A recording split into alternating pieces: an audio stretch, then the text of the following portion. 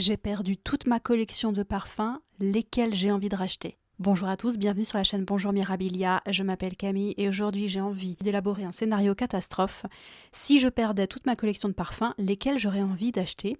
Et je pense étrangement que la collection que j'ai aujourd'hui ne ressemblerait en rien à celle que j'aurais envie de constituer aujourd'hui. La collection que je possède aujourd'hui, je l'ai constituée malgré moi parce qu'il faut quand même savoir que je n'ai pas du tout l'âme d'une collectionneuse et que j'ai toujours eu pour grand idéal de n'avoir que 1 à 5 parfums maximum. Il se trouve que je suis tellement tombée amoureuse souvent de parfums que j'ai constitué malgré moi une collection que j'essaye de restreindre au minimum. Et j'avoue que je possède beaucoup de références qui sont extrêmement différentes les unes des autres. Il n'y a pas forcément de cohérence, je trouve, globale sur la collection que je possède. Et surtout, c'est une collection qui représente surtout différentes phases de ma vie, comme pour beaucoup de personnes, je pense, qui vont du très jeune à une version peut-être un peu plus mature de moi-même. Très honnêtement, si je perdais tous mes parfums du jour au lendemain, je pense qu'il n'y en a pas la moitié que je rachèterais à l'identique. Honnêtement, Je pense qu'il y a beaucoup de choses qui sont fantaisistes, qui sont très joliment réalisées, beaucoup que j'adore, qui ont une histoire personnelle, mais que j'aurais envie de posséder aujourd'hui. C'est une excellente question et je vous invite à vous la poser à vous-même. Aujourd'hui, si vous aviez 0 parfum, est-ce que déjà vous en rachèteriez? Parce qu'on a beaucoup de produits qui sont parfumés, il y a beaucoup de personnes qui choisissent, vous savez, des colognes d'1 litre qui se frictionnent avec et ça va très bien. En tout cas, racheter tous les flacons que j'ai, jamais de la vie je redépenserai de l'argent dedans. Jamais. Ça c'est clair, c'est un investissement à perte. Surtout quand on n'a pas envie de collectionner. Quand je regarde tout ça, je me dis quand même, au prix moyen du flacon, ça représente énormément d'argent. Je me suis questionnée, j'ai essayé de faire une liste et j'ai envie aujourd'hui de faire un top 5 des parfums que j'achèterais si je perdais toute ma collection. Quel est le premier parfum qui m'est venu en tête? En tout cas, je sais qu'il y a des flacons que je ne rachèterai pas. Parce que le prix, rapport quantité-prix, le marketing, par exemple les exclusifs. Que ce soit les exclusifs de chez Chanel, de chez Céline, qui sont mais absolument magnifiques pour la plupart, il y a de très très belles créations. Il y a par exemple chez Chanel Coromandel, le numéro 22 que je trouve extraordinaire. Mais par exemple le numéro 22, je l'ai acheté 2 fois. 2 fois, il a tourné sous 1 an et je trouve ça vraiment regrettable. Et une vendeuse de chez Chanel m'avait dit justement que c'était un problème récurrent. Donc au prix du flacon, je trouve que ça fait un peu mal. Chez Céline, il y a Parade, évidemment, que je trouve magnifique, que j'ai en full size. Mais je pense que je repartirai pas vers ce genre d'achat. Je pense que je favoriserai peut-être des décants ou de grands échantillons pour les porter à l'occasion, mais investir de l'argent dedans, je ne pense pas. Ensuite, qu'est-ce que je ne rachèterai pas? Déjà, je pense que je ne rachèterai pas de 100 ml de manière générale, parce que j'aime changer de parfum. Aujourd'hui, j'ai jamais trouvé le seul et l'unique que j'ai envie de porter tous les jours, non-stop, 365 jours par an. Il n'y a que l'air de rien qui s'en rapprocherait, mais honnêtement, je ne le porte pas tous les jours. C'est un parfum que j'aime sentir, parce que je le mets souvent à côté de moi. J'aime bien le sentir et juste ça me suffit. L'avoir sur moi, j'en ai pas forcément envie tout le temps parce que je me parfume pas spécialement tous les jours non plus. Et comme je vous l'ai dit dans une autre vidéo, j'aime bien me parfumer pour moi. Quand j'ai envie d'être un peu, quand je suis seule, que j'ai envie d'être dans un état un peu méditatif, eh bien j'essaye d'aller choisir une odeur qui me fait plaisir et de lui consacrer du temps, si ça peut faire sens pour vous. Donc je pense que je ne rachèterai pas d'exclusif, je ne rachèterai pas de 100 ml parce que honnêtement, combien de 100 ml finissons-nous par an? Je serais curieuse d'avoir vos scores en commentaire et à mon avis, on est très très peu à en finir un par an. Il y a beaucoup de parfums que j'ai achetés trop vite aussi. Par exemple, je l'ai senti en magasin, je l'ai essayé 2 fois et j'ai acheté un 100 ml et au final, ça correspondait plus à des phases de ma vie, mais des phases extrêmement courtes. Donc, est-ce que ça valait le coup d'investir? Je ne pense pas. Donc, très honnêtement, même si je les aime tous, il y a beaucoup de parfums qui ne me manqueraient pas, en fait. Je prendrais plus plaisir à les sentir en magasin, mais de les posséder, j'en aurais pas l'envie aujourd'hui. Étrangement, le premier parfum qui m'est venu en tête, que j'ai envie de racheter, c'est Hypnotique Poison. Je sais, c'est la 4e fois que je le mets dans une de mes vidéos depuis le début de l'année, mais c'est un parfum que j'ai plus depuis un certain temps. Il me manque beaucoup parce que en ce moment, j'ai envie de porter celui-ci. C'est un parfum que j'ai racheté plusieurs fois et je pense que ça peut être un indicateur parfois d'un parfum que vous êtes susceptible de racheter. Si vous l'avez acheté plusieurs fois alors que vous en avez déjà, bon, c'est qu'a priori, il vous plaît. Hypnotique Poison, bon, je ne vais pas vous le détailler, vous avez suffisamment de vidéos dans lesquelles je le mentionne. C'est amande amère, jasmin, c'est un parfum qui est sucré mais qui est quand même élégant. Voilà, bon. Je pense que c'est le parfum mainstream sucré que j'apprécie le plus et pour moi c'est un...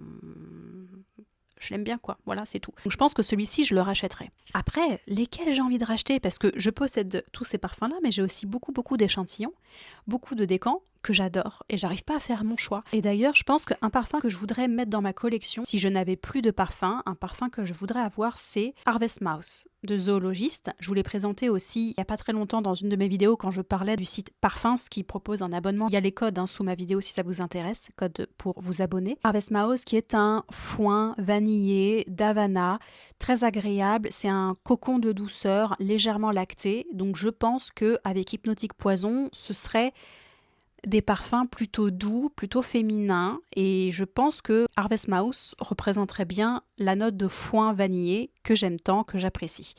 Donc je pense que je rachèterai celui-ci en full size parce que c'est une odeur qui me calme et que je trouve très réconfortante, sans pour autant être trop sucrée. Je réfléchis en même temps parce que c'est pas forcément évident de quoi j'ai envie aujourd'hui. Il y a tellement de choix. Vous avez de l'iris, du vétiver, de la fleur d'oranger, de l'ambre. Vous avez des milliers d'autres notes, évidemment, mais j'ai du mal à me fixer sur des odeurs. Un santal, en ce moment, j'ai très envie de santal. Je mettrai les créations de chez Elayo que je vous ai présentées l'année dernière.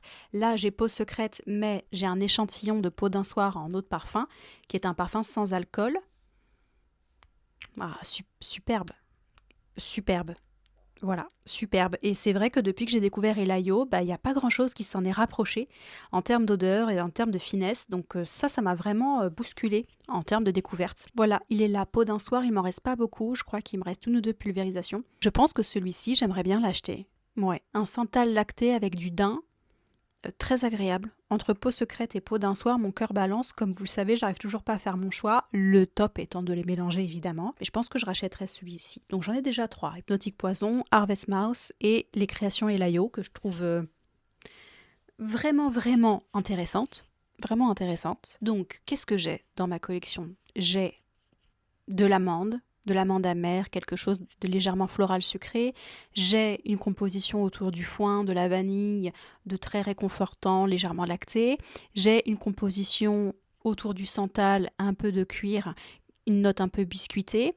Il me manquerait une odeur un petit peu cosmétique comme j'aime, qui allierait à la fois de la violette et du figuier. Je pense que vous avez compris duquel je parle. Je parle de Estoras, encore une fois, Shores of Assiout, qui est un parfum qui allie, je pense, tout ce que j'aime dans le cosmétique, c'est-à-dire qu'on a à la fois ce côté sec de raisin de rouge à lèvres avec une fleur de figuier. Ce que vous voulez de plus?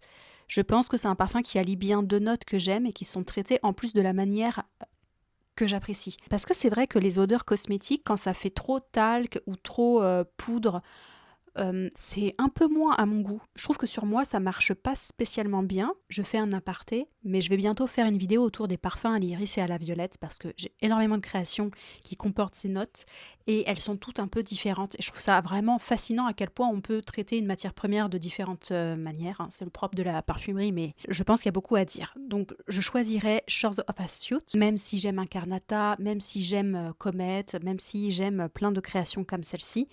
Je regarde derrière moi, mais par exemple, j'ai l'Iris de Santa Maria Novella, qui est superbe. Il est superbe, honnêtement. Mais entre celui-ci et Shores of Assiout, je pense que je choisirais l'autre. J'ai aussi l'Iris de Libanum, qui est une maison que j'adore, qui combine l'iris et l'oliban. Superbe aussi. Mais en ce moment, je suis plus violette figuier. Donc je pense que je choisirais celui-ci. D'ailleurs, sur les 4 que je vous ai présentés, il n'y en a aucun que je possède en grand format. Parce que ce sont des découvertes récentes, sauf Hypnotique Poison, mais ce sont des découvertes récentes qui correspondent peut-être plus au goût que j'ai aujourd'hui. Mes goûts n'ont pas spécialement évolué, en revanche, ils se sont affinés. Et on va dire qu'aujourd'hui, j'arrive à savoir, parmi les familles olfactives, quelles sous-familles je préfère. Lesquelles s'adaptent plus à moi, à ma personnalité, à ce que j'ai envie de dégager. Il m'en manque un dans mon top 5. Quel parfum j'ai envie de posséder si j'en avais plus aucun? Est-ce qu'il manquerait pas une fleur d'oranger ou un ambre? Il y a mon flacon d'Abanita qui me regarde et qui me dit « Et moi, tu me choisirais pas ?» En fait, il faudrait que j'ai 2 collections. Une collection pour moi, pour me parfumer au quotidien, et puis une collection avec 10 parfums, 10 flacons de parfums que j'admire, qui ont peut-être eu une importance pour moi, mais des créations olfactives que j'admire. Il faudrait que je fasse un petit musée chez moi des flacons que j'aime pour ce qu'ils représentent dans l'art olfactif. Et Abanita aurait la première place dans mon exposition, je pense. Mais est-ce que je te rachèterais pour te porter ? Mon cœur balance. C'est terrible pour des objets inanimés. Je pense que dans cette collection, il me manquerait un parfum peut-être plus pétillant, plus lumineux, plus agrumes. Aujourd'hui, peut-être que mon choix se porterait entre le côté citronné, fleur d'oranger et l'ambre. Je pense que j'irai plus vers les agrumes. Et je pense qu'en agrumes, contre toute attente, non pas contre toute attente parce que je l'ai mentionné dans mon top 5 de mes parfums actuels préférés de ma collection, je pense que je rachèterais Bigarade concentré. Je sais pas. Est-ce que je prendrais ça ou je prendrais Tilia ? Je pense que je pourrais racheter celui-ci. Parce qu'il est vraiment étonnant, vraiment original. Si vous aimez l'orange amer et la cardamome, je pense que vous pouvez fortement aimer ce parfum. Je pense qu'entre ces deux-là, mon cœur balance. Ils n'ont absolument rien à voir. Et c'est ça qui est difficile, c'est de choisir entre des parfums qui n'ont absolument pas le même univers, pas la même année de création, parce qu'il y en a un qui est plus que centenaire, et l'autre qui ne l'est pas du tout. Quelle partie de votre personnalité vous avez envie de choisir ? C'est ça aussi le parfum. Pourquoi on se parfume ? C'est pour exacerber certains côtés qu'on a envie de mettre en valeur ou de diminuer. On a envie d'envoyer un message peut-être subliminal à nos interlocuteurs. Mais comment choisir entre des centaines et des centaines et des centaines de compositions qui n'ont absolument rien à voir ? Allez, vous savez quoi ? Je vais tricher un peu, mais je vais mettre Abanita et je vais mettre Bigarade concentré. Voilà. De toute façon, je fais ce que je veux. Je pense que je vais arrêter mes choix sur ces parfums-là. Aujourd'hui, si je devais en racheter 5, je rachèterais. Pour recommencer ma collection, je partirais avec ces créations-là.